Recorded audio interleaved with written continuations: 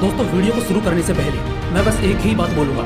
अगर आप एक स्टूडेंट हो और आपका पढ़ने में मन नहीं करता, आप एक गरीब घर से हो, आपकी ज़िंदगी को प्रॉब्लम्स ने घेर रखा है, तो आज जो रियल लाइफ स्टोरीज मैं आपको सुनाने वाला हूँ, इन्हें सुनने के बाद आपके पास एक भी बहाना शेष नहीं बचेगा, बल्कि आपके पढ़ने का जुनून 7वें आसमान पर पहुँच जाएगा। आंखों में आंसू लिए एक लड़का अपनी बहन के साथ एक अनाथ आश्रम में जाता है। दरअसल बड़ी कम उम्र में उसकी पढ़ाई छूट गई, क्योंकि उसके पिता को अस्थमा की खतरनाक बीमारी थी।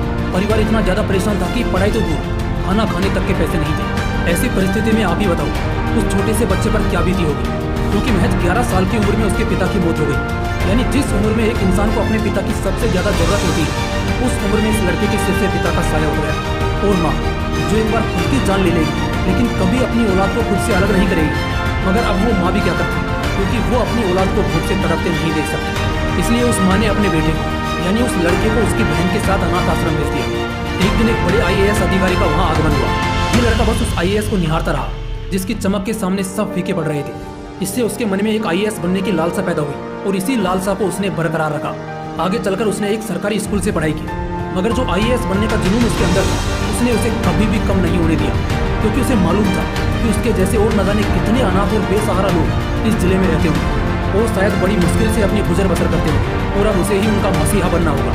वो कहते हैं ना, अगर किसी चीज़ को शिद्दत से चाहो तो पूरी कायनात उसे तुमसे मिलाने की कोशिश में लग जाती है। कुछ ऐसा ही इस लड़के के साथ भी हुआ। झोपड़पट्टी में बड़े संघर्षों भरा सफर रहा। दिन भर काम करता और रात भर पढ़ाई। उसने कई तरह के काम किए, पंप ऑपरेटर का भी काम किया, लेकिन पढ़ना नहीं छोड़ा। उसने रेलवे समेत कई एग्जाम्स को निकाला, लेकिन उसे अभी तक उस लेवल का सेटिस्फैक्शन नहीं मिला जो उसे चाहिए था, क्योंकि उसे तो एक IAS ऑफिसर बनना था। उसने UPSC ट्राई किया, मगर उससे नहीं निकला।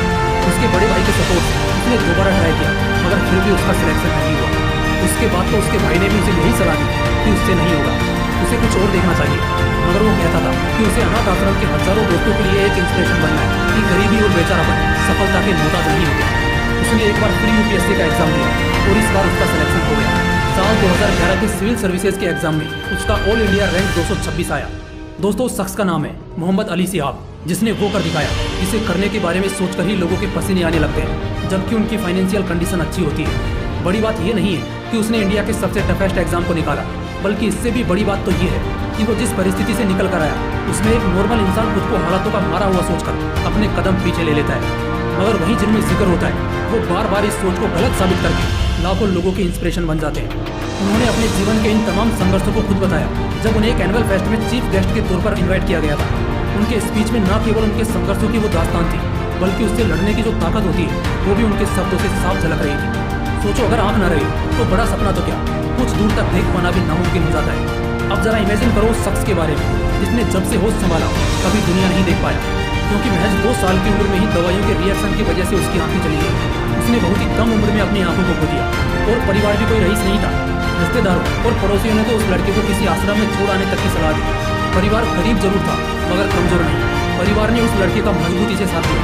इस लड़के की ऐसी कंडीशन की वजह से कोई भी स्कूल एडमिशन नहीं दे रहा था, इसलिए एक स्पेशल स्कूल जो आमतौर पर ऐसे ही अपाहिजों के लिए होता है, वहाँ से इसने अपनी स्कूलिंग करी।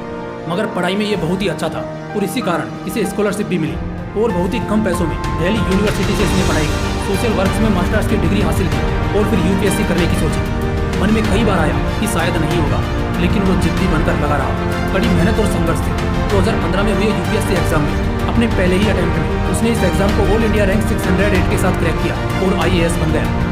उस बंदे का नाम है राकेश शर्मा, जिसने ये साबित कर दिया कि बड़े बड़े सपने सिर्फ आंखों से नहीं देखे जाते, क्योंकि अगर दिल में आग लगी हो कुछ पाने की, तो फिर चली जाती है कुछ भी गंवाने की। मुश्किलें सभी के साथ है, कुछ बहाने देते हैं तो कुछ काम करने के बहाने खोजते हैं। इसीलिए तो कोई डूबता है तो कोई चमकता है।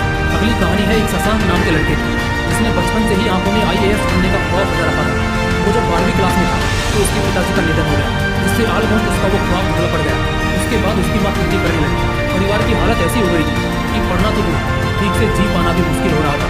लेकिन जब उसकी माँ ने देखा कि उसके बेटे में वो लगन है जो एक IAS बनने के लिए चाहिए, तो उसने बेटे को आगे पढ़ाई करने की बोली, मगर शशांक राजी नहीं हुआ। आखिर में उसने भी सोचा कि अगर उसकी कड़ी मेहनत से वाकई वो IAS बन गया, तो वो अपनी माँ को, अपनी बहनों को वो सारी सुविधाएं दे पाएगा जो वो सपने में भी नहीं सोच सकता था। इसी मिशन के साथ वो अपनी माँ से सिर्फ 1 साल की मोहलत मांगता है, और अपनी माँ से वादा करके शहर निकल जाता है। बड़ी मुश्किल से किराया जुटा पाता है। कई बार तो गरीबी का आलम कुछ इस कदर था कि उसे बिस्किट खाकर अपनी भूख मिटानी पड़ी, मगर उसकी कड़ी मेहनत से एक दिन उसकी किस्मत भी चमक उठी। जब 2007 के सिविल सर्विसेज में उसने शानदार परफॉर्म करते हुए ऑल इंडिया रैंक 5 हासिल की और बन गया एक IAS ऑफिसर, जिसका उसने अपनी माँ से वादा किया था।